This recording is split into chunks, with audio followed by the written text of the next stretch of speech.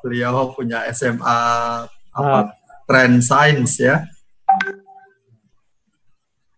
dan akan juga meminta izin tadi merelay acara kita di Facebook beliau, juga di medsos beliau. Waduh, ya.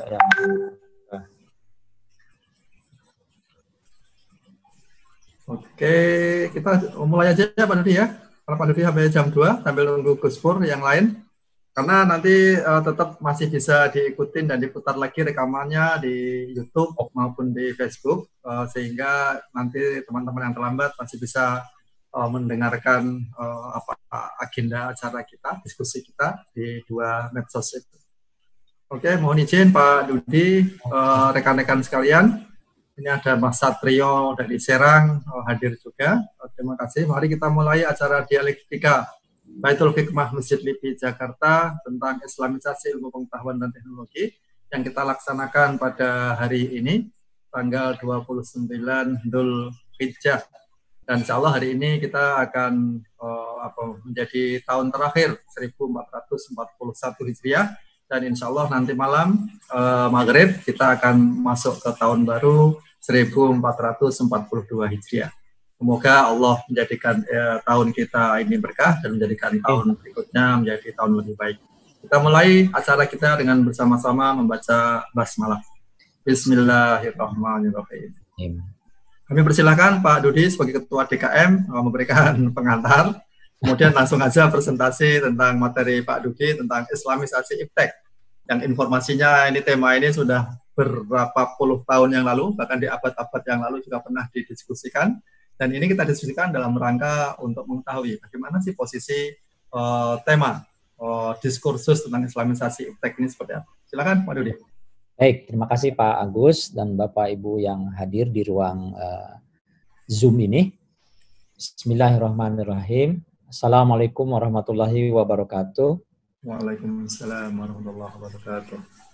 Innal hamdalillah nahmaduhu wa nasta'inuhu wa nastaghfiruh wa na'udzu billahi min shururi anfusina wa min sayyiati a'malina. May yahdihillahu fala mudhillalah wa may yudlil fala hadiyalah. Asyhadu an la ilaha illallah syahadatan la syarikalah wa asyhadu anna Muhammadan abduhu wa rasuluh syahadatan la nabiyya ba'dah. Allahumma sholli ala Muhammad wa ala alihi wa ashabihi wa man tabi'ahum bi ihsanin ila yaumiddin. Amma ba'd. Alhamdulillah, tentunya segala puji kita panjatkan kehadirat Allah Subhanahu wa taala atas segala nikmat yang telah diberikannya kepada kita, wabil khusus ya, nikmat iman, nikmat Islam yang kita rasakan merupakan nikmat yang teramat besar dibanding nikmat-nikmat yang lain, dan kita senantiasa berharap, berdoa agar nikmat ini tidak direnggut dari kita ya. Amin. Amin, amin ya rabbal alamin. Nah, mungkin sebagai DKM sebetulnya tidak perlu pengantar ya. Ya hanya perlu menyampaikan bahwa acara dialektika ini merupakan salah satu upaya kita untuk berdakwah secara virtual ya.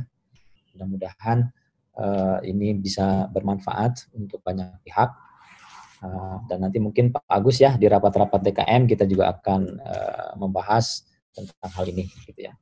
Nah, dalam kesempatan ini saya ditugaskan oleh Pak Agus ini untuk berdiskusi tentang satu tema yang mungkin sebagian besar dari Bapak Ibu juga sudah pernah mempelajarinya, yaitu Islamisasi Science Islamization ya. Dalam hal ini saya menggunakan terjemahan science. Jadi science tidak saya terjemahkan menjadi ilmu pengetahuan, tapi science aja sebut. Seperti orang Malaysia ya, Malaysia menyebutnya science. Gitu. Ini adalah suatu fenomena kebangkitan dari umat Islam di tahun 70-an, 80-an ya. Ketika umat Islam menyadari bahwa posisi kita ini tertinggal dibanding peradaban barat, dan karenanya kita perlu mengejar ketertinggalan itu. Dan salah satu kunci untuk mengejar ketertinggalan itu adalah Islamisasi pendidikan sebetulnya pada awalnya, seperti nanti akan saya coba jelaskan, Kemudian juga di dalamnya ada isu Islamisasi pengetahuan, Islamisasi sains dan teknologi. Nah, mungkin dalam hal ini saya bukan ahlinya di sini ya, Pak Agus ya. Saya juga bukan praktisi sains, karena meskipun saya pernah belajar fisika teknik, tapi secara praktis saya itu belum pernah bekerja lagi di laboratorium ya. Tetapi saya adalah peneliti kebijakan ilmu pengetahuan dan teknologi yang juga belajar tentang sosiologi teknologi, ya, sosiologi sains dan teknologi, belajar ekonomi sains teknologi, ya, dan tentunya saya juga belajar tentang sejarah ilmu pengetahuan dan teknologi. Jadi mungkin dari bekal saya belajar tentang beragam ilmu itu, saya mencoba memahami fenomena Islamisasi sains ini. Gitu ya. Nah, izinkan saya share screen ya.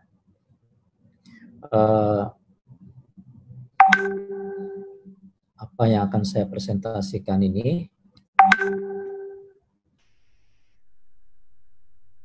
Ini mohon maaf sebagian saya masih pakai bahasa Inggris karena saya mengutip langsung dari beberapa sumber ya. Oke. Presentasi ini saya beri judul seperti ini, Islamisasi Sains. Tapi wabil khusus saya bicara tentang natural science, bukan social science. Karena social science itu agak berbeda dengan natural science.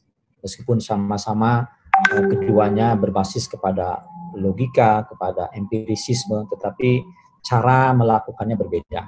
Ya. Jadi dalam presentasi ini saya hanya berbicara tentang natural science. Meskipun tadi nanti akan menyinggung sedikit tentang social science. Nah, secara lebih menukik lagi, presentasi saya ini mencoba menjawab pertanyaan, adakah sains Islami dan sains non-Islami? Gitu. Atau dengan kata lain, mungkinkah kita bisa membangun sains Islami yang berbeda dengan sains non-Islami? Atau sebetulnya Western Science. Nah, memang istilah sains sekarang ini, di zaman modern ini, sebetulnya tidak bisa dipisahkan dari kata sifat Western. Kenapa? Karena memang sains modern yang sekarang ada di tengah-tengah kita ini, itu adalah produk peradaban Barat. Ya, makanya istilah Western Science itu menurut saya cukup tepat. Ya. Baik, saya lanjutkan. Oh, nggak bisa ini ya, harus pakai ini.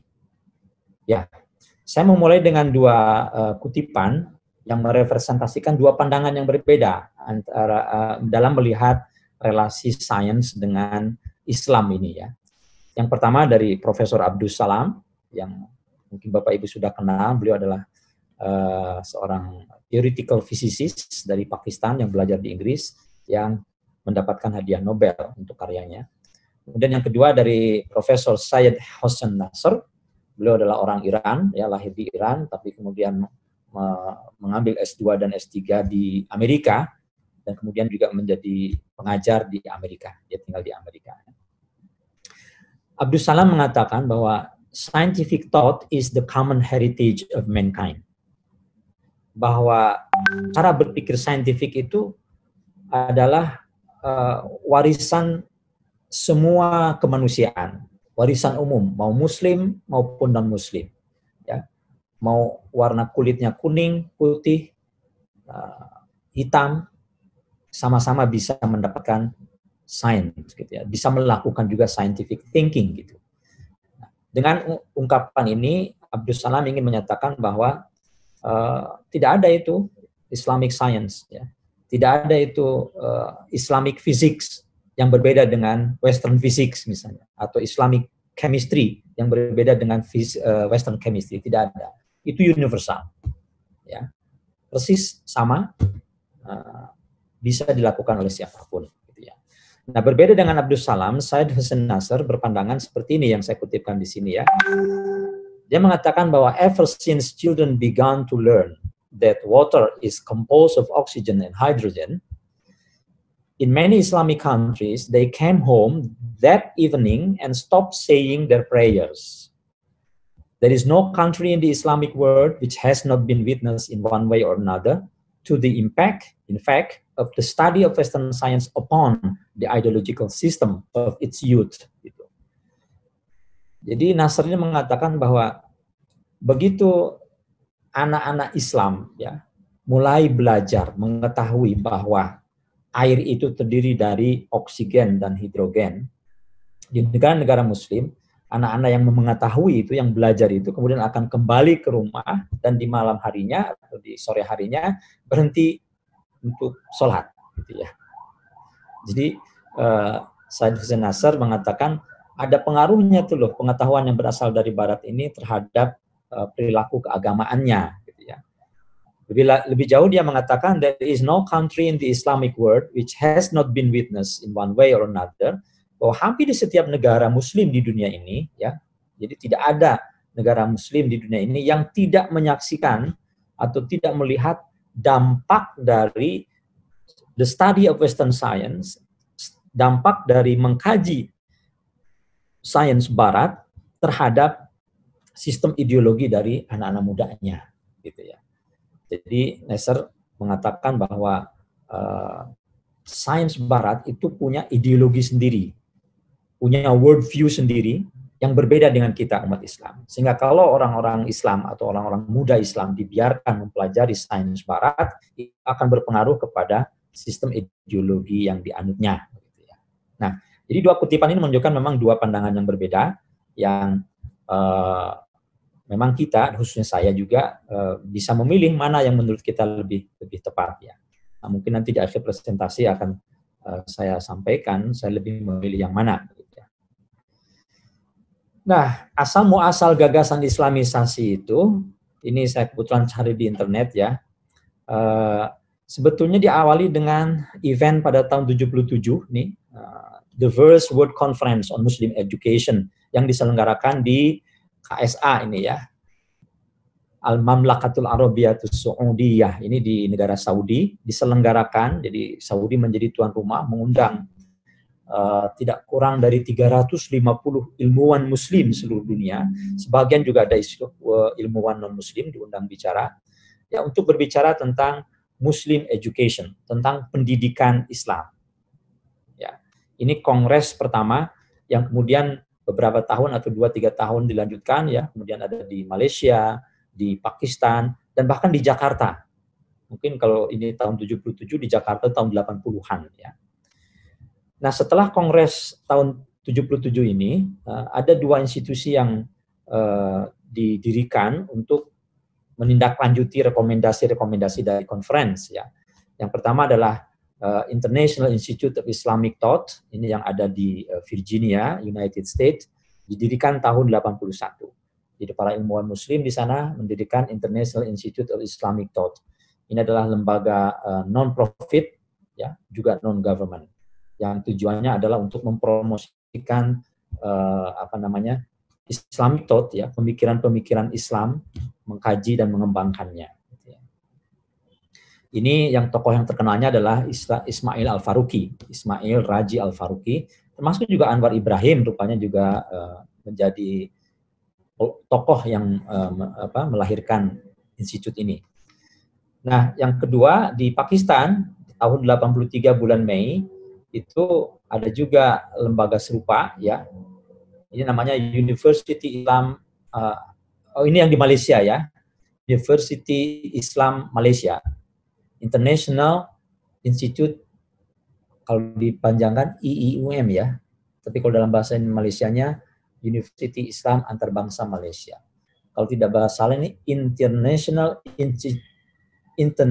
Islamic University of Malaysia, itu IIUM, ya.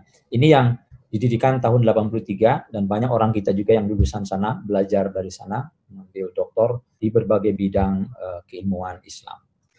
Ya, ini termasuk lembaga yang sangat banyak menghasilkan pemikiran-pemikiran tentang Islam, ya. Kemudian salah satu atau sejumlah rekomendasi dari konferensi 77 ini terkait dengan Islamisasi sains, ya. Pertama, Islamization of knowledge itu katanya, ya, didasarkan kepada kesadaran bahwa education could not be Islamized without first defining the Islamic epistemology and the methodology of Islamization of all areas of education. Jadi untuk memajukan pendidikan di dunia Islam yang pada waktu itu disadari kita tertinggal dibanding Barat, ya, tidak bisa tidak sebelum kita mendefinisikan dulu epistemologi Islamik, ya, dan metodologi dari Islamization di semua bidang pendidikan. Ya. Jadi ini sudah menyarankan epistemologi kita, epistemologi yang saya maksud adalah cara memperoleh pengetahuan, itu memang harus Islamik, berbeda dengan epistemologi yang selama ini berkembang di Barat. Gitu ya. Kemudian lebih jauh dikatakan bahwa clearly the entire rationale of the conference sprang from a commitment to Islamize knowledge. Jadi konferensi itu spiritnya, atmosfernya pada waktu itu mendukung, ya, komitmen untuk mengislamisasi pengetahuan, and to make it viable for the present and future development of Islamic scholarship, which would lead to the reconstruction of the Islamic worldview. Ya, yang diharapkan bisa terus berkembang ke depan dan bisa melakukan rekonstruksi terhadap cara pandang yang Islami. Ya.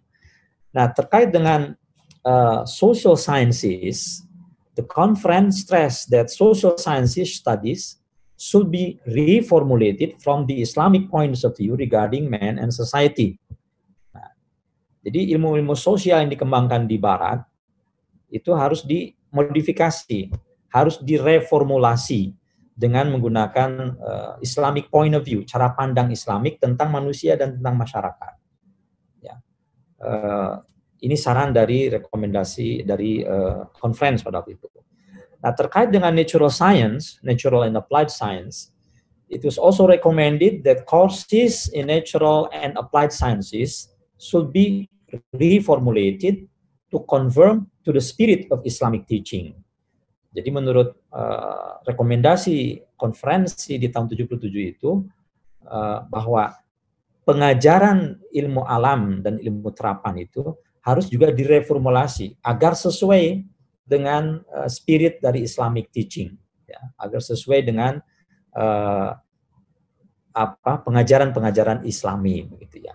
Jadi jelas bahwa konferensi pada waktu itu sangat menganjurkan atau berkeyakinan dan karenanya menganjurkan untuk membuat program Islamisasi pengetahuan. Gitu ya. Nah, apa persisnya Islamisasi pengetahuan? Di sini saya mengutip Belayat Hossein. Dia adalah master di bidang Islamic Review Knowledge and Heritage Department of Quran and Sunnah Studies di International Islamic University Malaysia. Ya, di sini saya kutipkan secara langsung saja dari presentasi beliau. Ya, nah sebagai background, disadari bahwa secular philosophical thought itu, ya, itu sekarang juga sudah masuk ke sistem pendidikan Islam, ya, itu disadari. Kemudian the philosophical thought of the Western world based on empiricism, rationalism, and secularism. Nah, ini terutama sekularismenya yang sangat tidak sesuai dengan Islam, kan. And the philosophers of the Western world denied the divine guidance, guessing that without any attachment of religion, they are determined to change the destiny of their lives.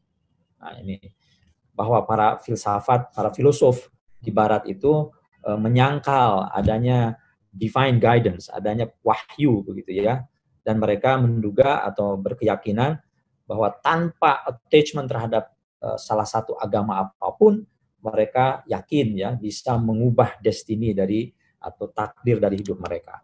Ya, intinya poinnya bahwa sekularisme itu menjadi basis atau komponen utama dalam ilmu Barat, yang tentu ini tidak sesuai dengan Islam.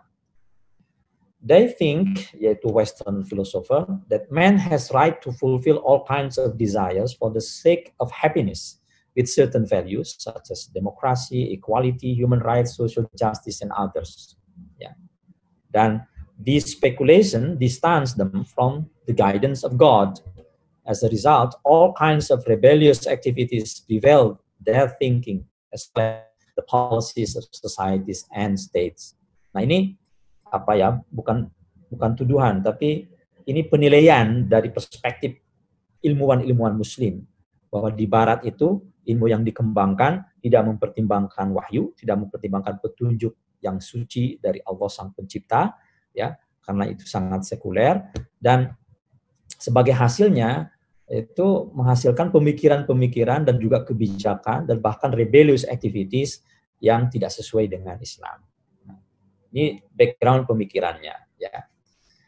Nah, karena itu sementara itu di dunia Islam, ya, sistem pendidikan itu bermasalah, gitu ya. Ini serangkaian masalah yang disebutkan. Blind imitation of Western education system. Kita itu mengimitasi secara buta sistem pendidikan dari Barat. Secular education system. Tapi pada saat yang bersamaan, lack of scholarly textbook. Kita juga kekurangan scholarly textbook. Textbook yang ada itu ditulis from secular perspective. Kemudian juga absence of Islamic worldview in education system. Dalam sistem Islami, itu ya. Semuanya dipengaruhi oleh Western. Kemudian lack of well research based universities around the Islamic world. Di dunia Islam itu kita sangat kekurangan, ya, perguruan tinggi yang berbasis research, gitu ya. Kemudian juga ada absence of Islamic vision and mission in education system. Sistem pendidikan Islam kita itu tidak punya visi yang Islami, gitu kan. Kemudian juga kita kekurangan atau lack of religious and expert teachers, backdated education system, and apathy to research and development in education system. Inilah kondisi umat Islam pada umumnya, ya. Mungkin ini berbicara tentang tahun 80-an, 90-an, ya. Yang kalau kita bicara sekarang ini mungkin sudah ada perbaikan-perbaikan, ya. Tetapi bukan berarti masalah ini sudah selesai. Kemudian kenapa kita perlu mengislamisasi pengetahuan? Ada beberapa alasan, ya, kata Hussein di sini. Pertama adalah to build a strong bridge between Islamic and worldly knowledge, untuk menjembatani antara pengetahuan Islami dan pengetahuan duniawi, begitu ya. Nah, di sini sudah ada dikotomi, ya, antara Islamic knowledge dan worldly knowledge. To guide humanity to the pathway of welfare and prosperity as well as their salvation, ya, untuk membimbing manusia untuk mencapai kemakmuran, ya, prosperity dan welfare. Kemudian to bring back the Islamic own worldview to the Muslim, untuk supaya umat Islam ini punya cara pandang Islami lagi, ya, dibersihkan dari cara pandang sekuler itu. Kemudian juga to unite the entire Muslim ummah under the one education system, untuk menyatukan umat Islam seluruh dunia ini cita-citanya dalam satu sistem pendidikan yang sama, begitu ya. Kemudian juga to turn the Muslim ummah to the Islamic worldview, rescuing them, ya, from the secular worldview. Nah, ini menyelamatkan umat Islam dari cara pandang sekuler yang salah itu. Dan terakhir, to awaken and strengthen the spirit of Islam within the Muslim ummah. Jadi kalau kita lihat tujuannya ini sangat mulia, ya. Tetapi kalau kita kaji lebih dalam, ini banyak tujuan-tujuan yang sebetulnya terlalu muluk, ya. Atau bahkan sebetulnya ada tujuan yang bisa dicapai oleh Western Science juga, ya. Meskipun itu nanti banyak perdebatan. Contohnya aja, to guide the humanity to the pathway of welfare and prosperity as well as their salvation, ya. Nah, apakah sains Barat yang ada itu tidak berhasil membawa manusia kepada kemakmuran, kepada kesejahteraan? Justru kan kalau kita lihat faktanya, negara-negara Barat lah, negara-negara non-Muslim lah, yang lebih makmur, yang lebih sejahtera dibanding negara-negara Muslim, yang lebih sering diidentikan dengan kemunduran, kemiskinan, dan seterusnya, gitu ya. Oke, tapi paling tidak inilah alasan atau, ya, cara pandang atau dasar pemikiran mengapa pengetahuan yang ada yang sekarang ini berasal dari Barat perlu diislamisasi. Nah, tujuan dari Islamization of knowledge itu sendiri adalah, menurut Hussein, lagi saya masih mengutip ini, ya, to abolish secular education system, untuk menghapuskan sistem pendidikan sekuler di dunia Muslim, to set up the vision and mission of Islam in the mindset of Muslim Ummah, to produce ijtihadic and dynamic leadership, to bring empirical and rational approach in the mindset of Muslim, and to create awareness in the Ummah of the crisis of ideas, and to foster a deeper understanding of the nature of the crisis of ideas in contemporary Islamic thought, its causes and its solution. And terakhir, to revive the ideologies of the Ummah, and to invigorate and redevelop its methodology, and to elucidate its viewpoint, and intimate relationship with original Islamic goals. Ya. Ini objektif atau tujuan aim dari Islamisasi pengetahuan yang di state begitu ya oleh tokoh-tokoh yang memang memperjuangkan Islamisasi sains ini. Tentu kita bisa diskusikan apakah ini tujuan yang tepat begitu ya. Apakah kita hanya bisa mencapai tujuan ini dengan cara pandang Islam, tidak dengan cara lain? Itu di kesempatan lain bisa kita perdebatkan. Tapi paling tidak beginilah cara pandang tokoh-tokoh yang mengklaim bahwa Islamisasi pengetahuan itu penting ya. Nah, ini sebagai contoh tokoh yang utamanya Ismail Raji Al-Faruqi. Beliau seorang Palestinian sebetulnya yang lulusan Beirut University yang kemudian migrasi ke Amerika dan as disiplin katanya the natural science spirit katanya harus di-consult dan a new Islamic base consistent with Islam.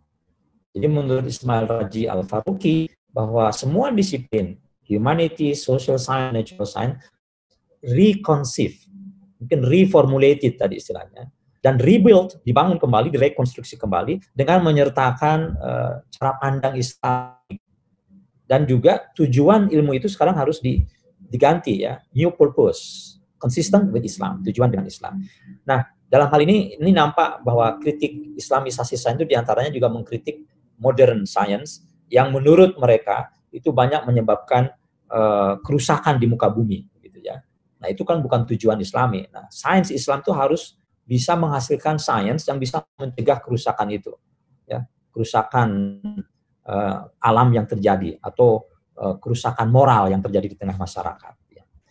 So every discipline must be recast so as to embody the principle of Islam in its strategy, in what it regards as its data, its problem, its objective, its aspiration. Jadi semua aspek dari disiplin itu, dari disiplin ilmu itu harus di-recast, ya, harus apa istilahnya recast itu ya, ya harus direformulated lagi sehingga mengembody, sehingga memasukkan begitu ya prinsip-prinsip Islam dalam hal strateginya, strategi menghasilkan pengetahuannya, dalam hal it regard as its data, dalam hal melihat data juga, mencari dan mengumpulkan data, melihat problem dan juga tujuannya dan aspirasinya. Jadi banyak aspek yang harus dirombak dari disiplin ini untuk bisa sesuai dengan Islam. Kemudian tokoh yang lain ini Muhammad Naqib Alatas. Beliau ini lahir di Bogor sebetulnya ya, kemudian mungkin di Malaysia, tapi doktornya di McGill University Kanada, kemudian berkiprah di Malaysia. Naqib Alatas mengatakan bahwa Islamization of knowledge itu adalah liberation of man first from magical, mythological, animistic, national cultural tradition yang opposed to Islam, and then from secular control over his reason and language. Ya. Beliau itu memang filosof, kalau nggak salah disertasinya itu tentang pemikiran Hamzah Fansuri. Ya. Dia mengatakan bahwa Islamisasi pengetahuan itu adalah membebaskan manusia dari magic, mitos, animistik, dan juga national cultural tradition yang tidak sesuai dengan Islam, dan juga dari secular control yang menurut beliau bahwa cara pikir, reason, dan bahasa kita itu sangat sekuler sekarang ini. Nah, itu harus dibebaskan dengan Islamisasi pengetahuan. Jadi Bapak Ibu sekalian, itulah konsep Islamisasi sains yang waktu itu digagas awalnya dari conference di Mekah tahun 77, kemudian dengan Institute International Islamic Institute di Amerika, dan juga tadi International Islamic University di Malaysia dengan tokoh-tokohnya ini. Nah, pada akhirnya proyek Islamisasi sains itu disambut baik, banyak yang ikut bergabung di sana. Tapi kalau kita petakan, ini saya mengikuti pendapatnya Furlow ya, bahwa semua pendekatan itu bisa dikategorikan menjadi 3. Ada yang pendekatannya indigenization, ada nativization, dan modernization. Nah, indigenization itu mengatakan bahwa sains barat itu tidak dapat diserap sepenuhnya. Ya, sementara di dunia Islam sendiri dikotomi antara ilmu rasional, ilmu alam, dengan ilmu agama itu harus dihilangkan dan diintegrasikan. Mungkin kalau istilah kita pada waktu itu imtak dan iptek begitu ya, iman takwa dan ilmu pengetahuan dan teknologi. Itu jangan didikotomikan, tapi harus diintegrasikan. Nah, ini tokohnya adalah Ismail Al-Faruqi sama Naqib Al-Atas itu. Kemudian yang nativization ini mengatakan bahwa sains barat itu tidak netral. Dia mengandung worldview ya, worldview barat tentunya yang berbeda atau bahkan berlawanan dengan worldview Islam. Jadi harus dibongkar cara pandangnya, termasuk ontologi epistemologinya. Dan sains Islami karenanya bukan adaptasi dari sains barat, tapi sains baru yang berbeda. Nah, tugas ilmuwan muslim lah untuk mengembangkan sains baru ini. Ini tokohnya diantaranya adalah Syed Hussein Nasr dan Ziauddin Sardar. Meskipun keduanya juga tidak sepenuhnya sama pandangannya, tapi dua-duanya ini bisa dikategorikan ke nativization. Karena seperti Syed Hussein Nasr yang memang berlatar belakang sufistik ya, dia meyakini bahwa sains Islam itu harus dikembangkan berdasarkan prinsip-prinsip tauhid dengan segala macam turunannya. Jadi memang harus dibongkar lagi ontologi epistemologinya dan akan tampil kita rekonstruksikan menjadi Islamic science yang berbeda dengan Western science. Nah, kelompok yang ketiga ini kelompok yang disebut modernization. Nah, ini berpandangan bahwa sains itu bebas nilai, ya. Dia netral dan objektif. Dan sains itu bahkan sebetulnya Islamically authentic, artinya sejatinya sains itu Islami gitu ya. Apalagi mereka sering menjadikan argumen bahwa di abad ke-8 sampai abad ke-13 itu kan zamannya kemajuan sains di peradaban Islam. Jadi sebetulnya sains itu sudah Islami begitu ya. Tidak perlu lagi sekarang ada islamisasi sains gitu. Nah, ini pandangan dari Abdus Salam, seorang theoretical physicist yang mendapatkan hadiah Nobel ya, yang berkeyakinan bahwa tidak perlu proyek islamisasi sains itu ya. Karena sains itu adalah universal, pada dasarnya juga Islami, gitu ya. Dan itu dibuktikan dengan sejarah bahwa hampir 5 abad di peradaban Islam itu sains flourish, gitu. Sains berkembang pesat, gitu ya. Jadi memang sains itu Islami pada dasarnya, gitu ya. Nah, adapun Maurice Bucaille, nah ini tentu Bapak Ibu juga banyak kenal ya. Beliau seorang Prancis yang menulis buku Quran, Bible and Science, ya. Quran, Bible dan Science, yang dia mencoba melihat fenomena sains dan kemudian melihatnya dalam kitab suci apakah bersesuaian atau tidak. Sehingga kesimpulan dia ternyata bahwa di dalam kitab suci Al-Quran khususnya itu banyak statement-statement yang bersesuaian dengan sains modern, gitu ya. Ada yang menyebut bahkan Bucaillism, harus Bucaille ini. Nah, ini 3 pendekatan yang berkembang yang kalau Bapak Ibu bertanya kepada saya sebetulnya lebih cenderung kepada modernization, ya, bahwa sains itu universal, bahwa sains itu siapapun yang melakukan scientific investigation, mau Islam maupun non-Islam, asal dia mengikuti scientific principle, scientific methodology, ya, dia akan sampai kepada pengetahuan. Nah, pengetahuan yang diperoleh itu tidak bisa diklaim ini Islamic science, itu non-Islamic science. Itu adalah science as it is. Gitu.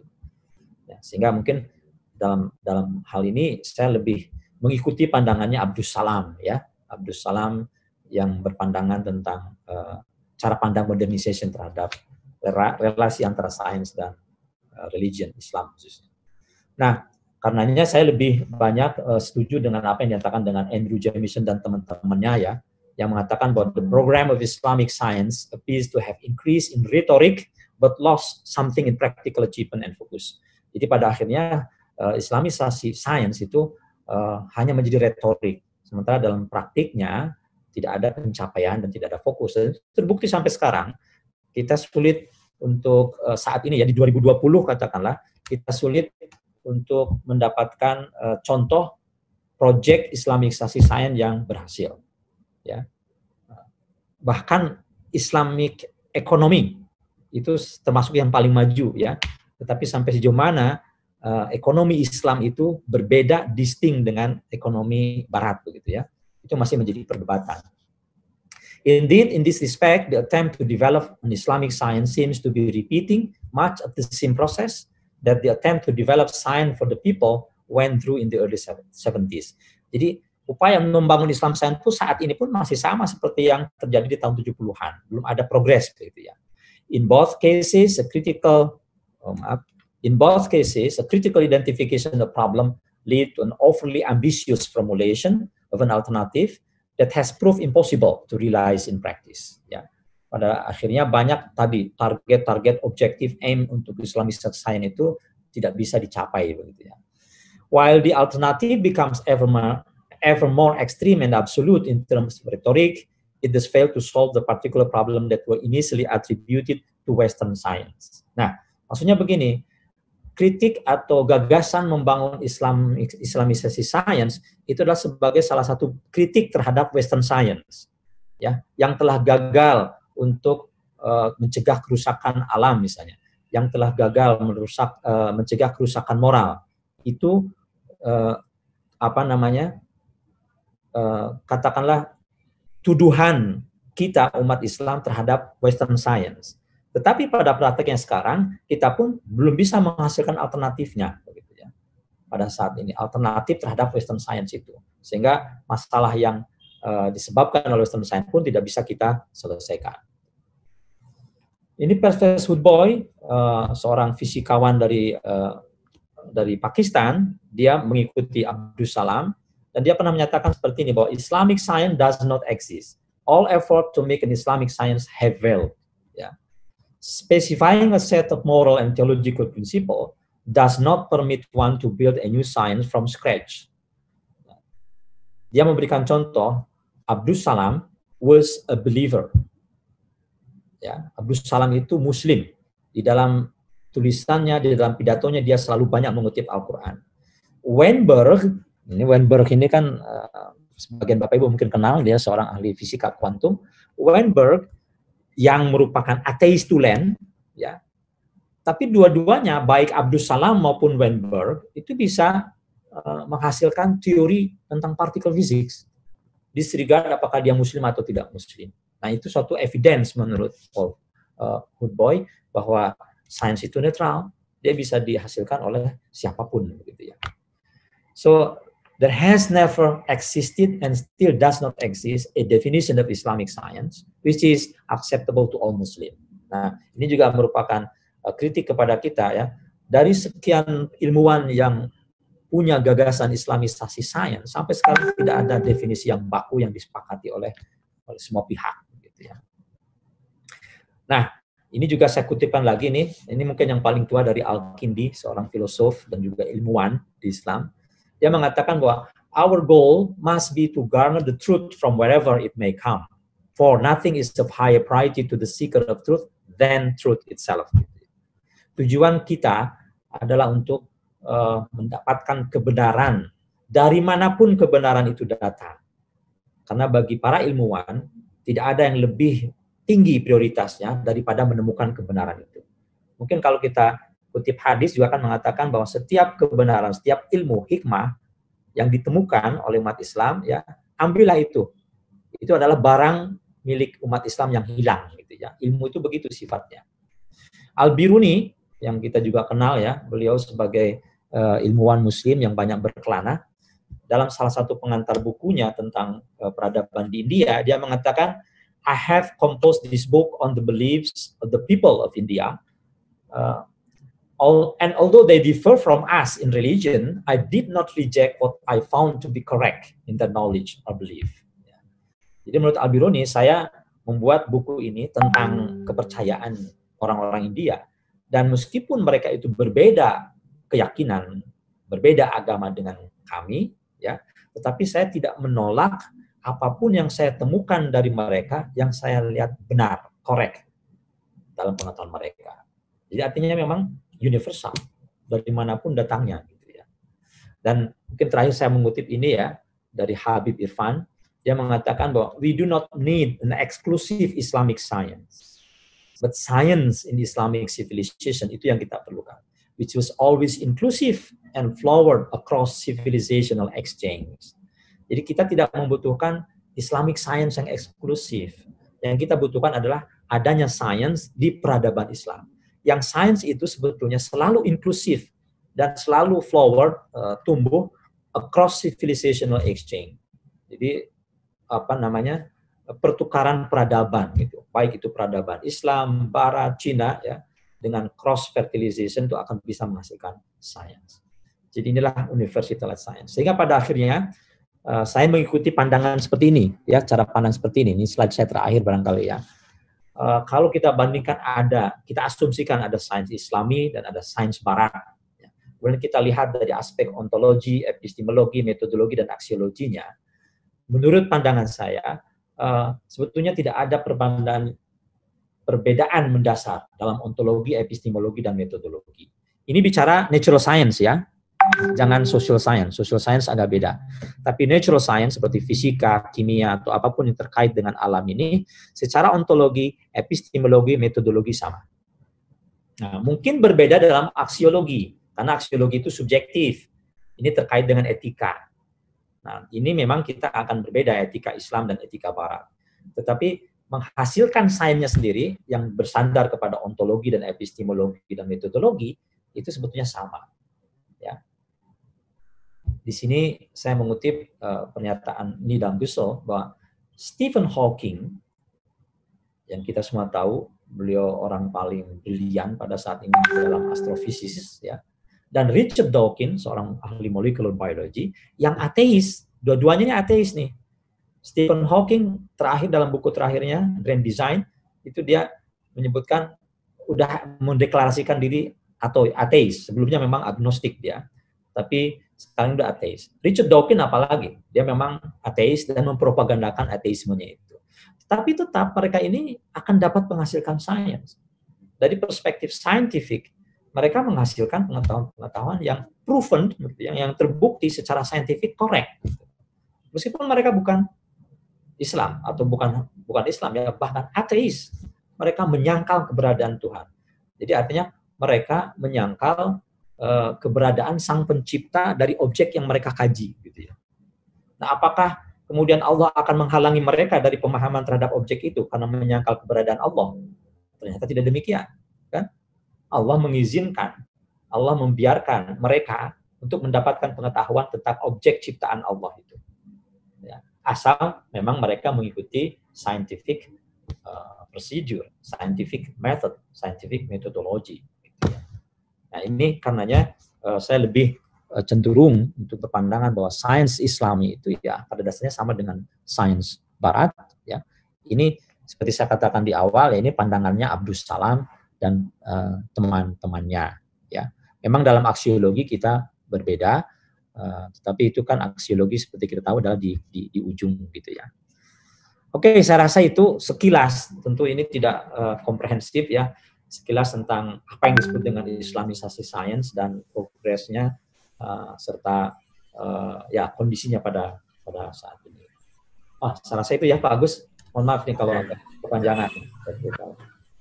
Terima kasih Pak Dudi yang telah menyampaikan demikian jelas ya apa itu yang dimaksud dengan Islamisasi iptek.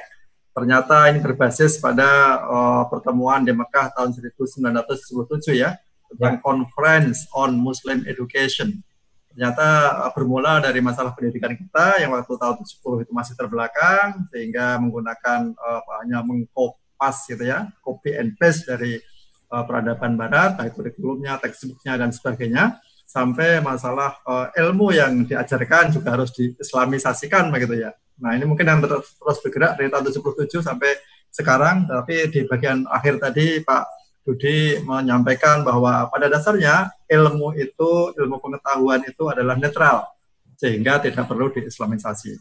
Ini ada satu pertanyaan. Terima kasih atas kehadiran Dr. Agus Purwanto dari ITS. Assalamualaikum. Waalaikumsalam warahmatullahi wabarakatuh. Sudah hadir nih ya Pak Dr. Agus Purwanto, Pak Yai Guspur. Sudah hadir di tengah-tengah kita. Juga dari tadi. Oh, iya. Dibuka dong intinya videonya biar kelihatan. Oke, ini Oh, alhamdulillah hari ini pakai PC semua ya. Ya. Saya ikuti Pak Agus ya. Ya. Oke, terima kasih Gus Pur. Ini karena Pak Dudi akan bersama kita sampai jam 2, insya Allah. Ini ada 2 pertanyaan. Satu tentang tadi Pak Dudi menyampaikan bahwa sains itu bebas nilai. Ini menurut Profesor Abdul Salam, juga Jamal Mimoni. Nah, bagaimana menurut pandangan Pak Dudi posisi sains dalam ekosistemnya? Apakah memang bebas nilai juga ketika sains itu diimplementasikan di ekosistem? Silakan dijawab Pak Dudi. Ya, memang pernyataan bahwa sains itu netral bebas nilai itu perlu kualifikasi ya. Karena memang dalam sosiologi of science itu sudah dibuktikan bahwa banyak produk-produk sains itu yang tidak netral, bias gitu ya. Misalnya di Amerika ketika perbudakan itu menjadi norma, ya, itu di dalam membangun teknologi konstruksi jalan, konstruksi gedung gitu ya, itu sangat berbau rasis gitu. Nah, jadi memang kalau dikatakan bebas nilai sepenuhnya nggak bisa gitu ya. Contoh yang paling sering disebutkan itu adalah kalau kita lihat di beberapa negara bagian di Amerika pada waktu itu jembatan-jembatan itu dibuat pendek. Jembatan yang melintas di atas jalan dibuat pendek. Kenapa? Karena untuk menghalangi bus-bus masuk ke wilayah itu. Apalagi banyak orang miskin, orang hitam itu naiknya bis tingkat gitu ya, yang murah-murah gitu. Sehingga itu menunjukkan bahwa tidak boleh orang hitam, orang miskin masuk ke wilayah tersebut. Nah, apakah kemudian itu dilakukan secara sadar oleh insinyurnya di dalam membangun itu? Nah, itu menjadi perdebatan dan patut diduga memang itu ada maksud rasis di sana. Jadi pengertian sains bebas nilai itu apa ya?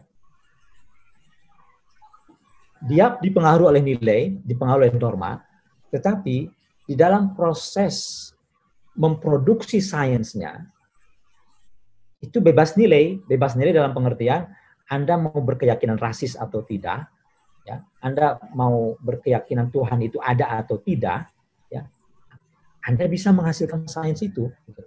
Tadi contohnya gitu kan, Stephen Hawking saja yang purely ateis totok gitu ya, Richard Dawkins yang ateis totok dengan berbagai macam propaganda dan buku yang dia tulis tentang ateisme itu, toh bisa juga menghasilkan sains. Kalau Stephen Hawking di bidang astrofisika misalnya, Richard Dawkins di bidang molecular biology. Mereka yang ateis itu bisa menghasilkan sains yang diakui oleh scientific peer review-nya correct, valid begitu sebagai sains. Nah, itu maksud pengertian netral itu begitu di sana. Ya. Memang tidak berarti sepenuhnya bebas nilai seperti saya contohkan tadi ya. Ada pengaruh dari norma yang mempengaruhi. Tapi dalam proses memproduksi sains dan produk sains itu sendiri sebetulnya itu netral. Sama juga seperti bom atom gitu ya. Nah, bom atom yang setelah dibuat kemudian terbukti membuat kerusakan yang dahsyat di Hiroshima dan Nagasaki. Ya. Apakah kemudian orang yang membuat bom atom itu bebas nilai? Jadi perdebatan memang di sana ya. Mungkin saintisnya sendiri kan dia hanya melakukan penelitian bagaimana reaksi fisi itu bisa diwujudkan dalam sebuah sistem bom itu gitu kan. Para politisi lah yang kemudian menggunakan senjata bom atom itu untuk melakukan kerusakan itu, pemusnahan itu. Nah, saya tidak bisa menjelaskan lebih jelas lagi. Mungkin kalau tidak puas, bagus. Ya. Puas, mungkin bisa carinya. Atau Gus Pupanto bisa membantu ini. Ya, Gus Pur bisa membantu tadi yang pertanyaan dari bebas nilai, tapi ketika diimplementasikan ekosistem, apakah itu juga bebas nilai gitu, Gus? Ya nanti aja lah di materi saya. Oh gitu, oke. Nah, kalau gitu nanti pertanyaan-pertanyaan ini Dr. Gus Pur, Pak Yaipur akan menjelaskan di sana. Ada satu lagi, ini pertanyaan dari Prof. Tita, Prof. Rahmini Saparita, Pak Dudi. Ini menurut Prof. Tita, sains Islami adalah ketika sains yang dicari adalah sains yang baik, dicari dengan baik, disampaikan dengan baik, dan bertujuan untuk kebaikan umat. Nah, bagaimana menurut Pak Dodi ini? Jadi menurut Prof. Tita ini bahwa Islamisasi iptek itu masih relevan. Monggo silakan dijelaskan. Ya, betul. Sains, saya setuju. Sains Islami bisa disebut sains Islami jika yang dicari itu adalah sains yang baik, dicari dengan cara yang baik, disampaikan dengan cara yang baik, dan bertujuan untuk kebaikan umat. Ya. Tapi pertanyaannya, apakah seorang yang non-Muslim tidak mungkin menghasilkan itu? Faktanya tidak. Banyak para saintis yang non-Muslim itu yang menghasilkan sains seperti itu. Bahkan kalau kita lihat bahkan dedikasi dari para non-Muslim saintis ini merefleksikan nilai-nilai itu. Padahal dia bukan Islam, begitu. Jadi artinya mereka merujuk kepada nilai lain, begitu ya. Yang itu universal, kebaikan itu universal, ada di Islam, ada di mana juga, gitu. Begitu kira-kira, sobat. Oke, jadi Pak Dodi juga menyatakan, Prof. Tita ya, bahwa yang baik itu bukan hanya kita yang Islam ya, bukan segala caranya yang baik, karena tadi ternyata ada orang-orang non-Islam, bahkan juga orang ateis, itu juga menggunakan logika, kemudian nilai-nilai universal dalam menggali sains yang bermanfaat untuk kita semua umat manusia. Oke, agar diskusinya lebih meriah lagi, ini Gus Pur langsung presentasi aja ya, sambil nunggu Pak Dodi, atau gini aja deh, karena Pak Dodi hanya sampai jam 2, ada nggak pertanyaan dari Gus Pur ke Pak Dodi tentang tema kita hari ini? Enggak nanya dulu aja. Oh, kan aja. Oke. Ini